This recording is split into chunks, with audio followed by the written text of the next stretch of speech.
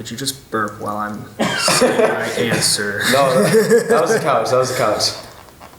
Let's keep going.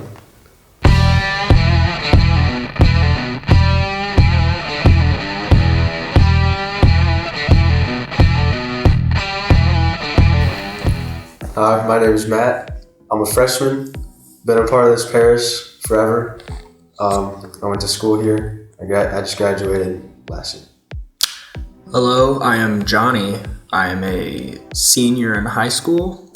I am 18 years old, and I have been a member of St. Peter and Paul Parish my entire life, and I am also an alumni from St. Peter and Paul School.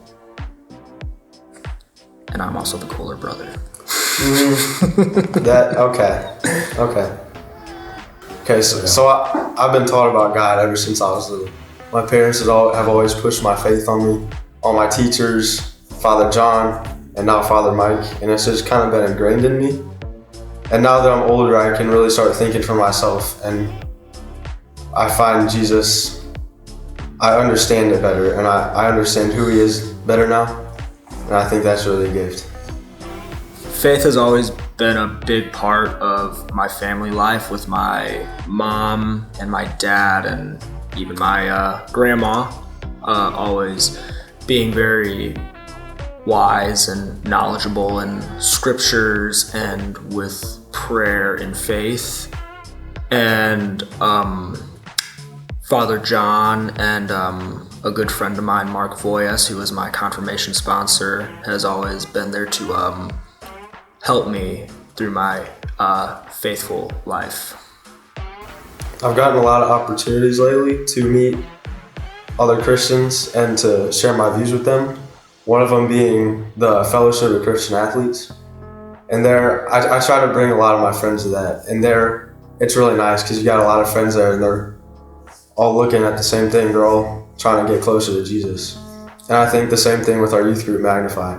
Just a lot of good kids trying to get closer to Jesus. And I think there I can spread a lot of Jesus is good news, and people will actually want to listen. Currently I teach PSR to 6th graders, so I can help them grow in their Catholic education, even though they don't have a religion class where they go. I try to help everyone live a life of faith without pushing my views down their throats too much, so I'm not too extreme about it, but I try to help people in a way that they can see God through me and through my actions, and in a way where at the end of the day, God will be proud of me. Yeah, so I think a big challenge would be, so Jesus said you gotta love him more than all people, all activities, all things. And as you get older, you start putting a lot of these things first. And a hard thing for me would be actually putting God first. Because I have to stay mindful that Jesus, at the end of the day, is more important than baseball or my friends or whatever it may be. So you always got to think about that. For me, helping to face the challenges is to meditate and to pray extra hard, so that I won't drift away from my faith. And if I have questions, whatever the questions may be about my faith, I just make sure to either ask someone so I can receive an answer, or I pray upon that question. I'm with him there a lot on the meditation part, because meditation is very underrated, and it's a way, it gets your priorities straight.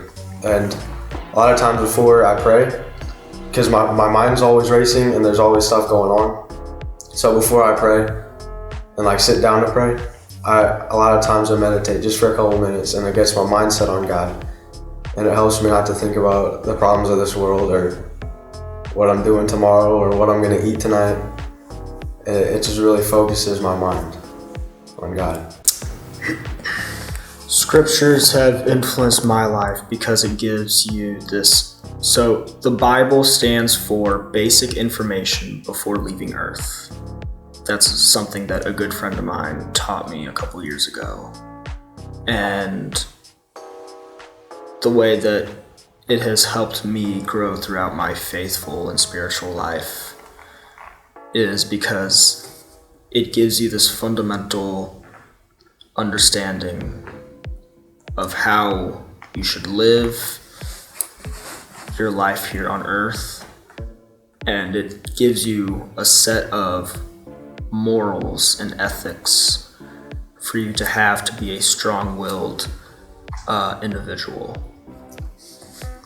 Yeah, for me, the Bible's really let us know how Jesus was as a person, and the more you get to know who Jesus was, the easier it is to act like him and try to strive to be more like him. I like the stories in Revelation, not because I'm dark, but because like in Revelation, it's like in the end days, all this stuff is going to happen. And so here in modern times, we see these things from Revelation that John wrote, and it gets you thinking, is Jesus coming back?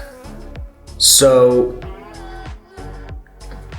it sounds scary if you think of it, but for me, it encourages me to be ready. You know the song Stay Awake, Be Ready that we sing? That's what I think of the book of Revelation when I see all this stuff. Okay, so mine isn't so much a story, it's a quote. It was my confirmation quote. It's somewhere in Matthew. It says, "Those who find their life will lose it, and those who lose their life for my sake will find it." So basically just quit trying to make your life perfect. Quit worrying about what's going to happen. Focus on God, trust in God, and know that everything will work out how it should. That's a good one.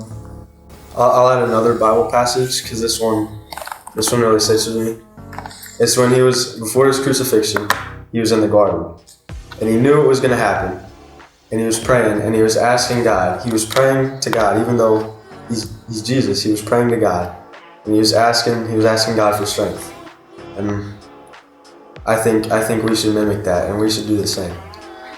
And even though he was scared, and he knew it was going to happen, he loved us so much, he overcame that, and he did it anyways. He knew it had to be done, and he did it. So I think that's a really good lesson. I read a chapter in my Bible every night before I go to bed, and I like to highlight key points that I see in the scriptures. If I see something currently I'm on the book of Matthew.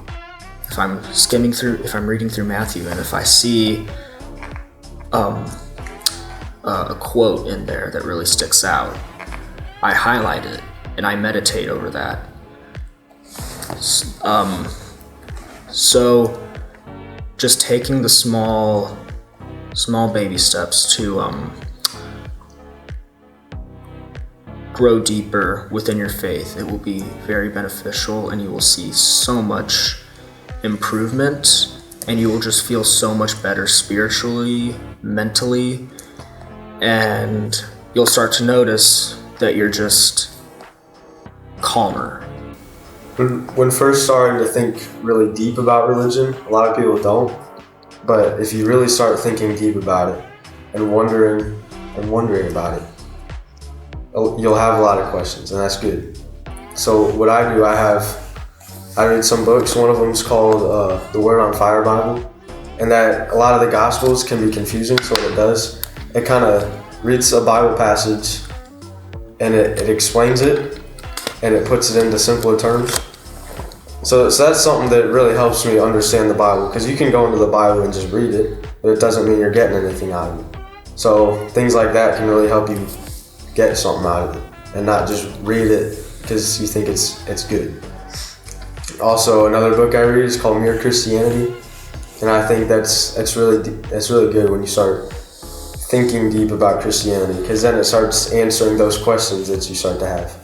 So I think that's really good as well. When you're starting to take it seriously, ask questions. Ask a lot of questions. I ask my parents questions. I'll ask a bunch of people questions. I'll look online for what other people have to say about the subject, and then I'll start forming my own thoughts about it, and I'll pray about it, and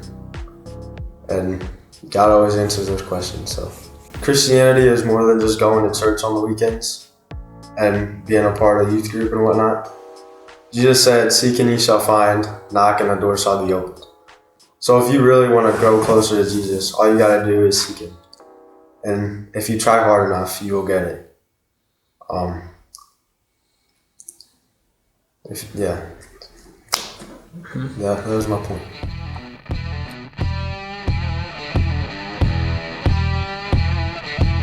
What time is it? Time for you to get a watch. 1:23 p.m., Sunday, January 15th. Now cut all of what I just said. That was, yeah.